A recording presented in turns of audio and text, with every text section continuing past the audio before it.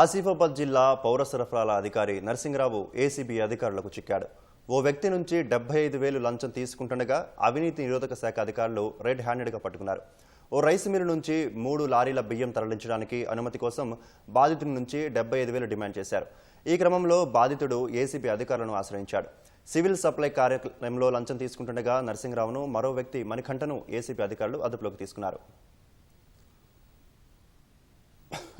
గురుబెల్లి నరసింగారావు గారు ఒక బాధితుని దగ్గర నుంచి గవర్నమెంట్ ఇచ్చిన వడ్లను మిల్లు ఆడించి మళ్ళా దాన్ని గోడౌన్కు పీడీఎస్ రైస్ కింద మార్చి పంపించడం కోసము దాంట్లో నూక కానీ లేకపోతే డిఫాల్ట్స్ కానీ ఏమి లేవని చెప్పేసి చెప్పడం కోసము దాన్ని పాస్ చేయడం కోసము లారీకి 25,000 చొప్పున 3 లారీలకు గాను 75,000 లంచం తీసుకుంటుండగా మేము రెడ్ హ్యాండెడ్గా పట్టుకోవడం జరిగింది.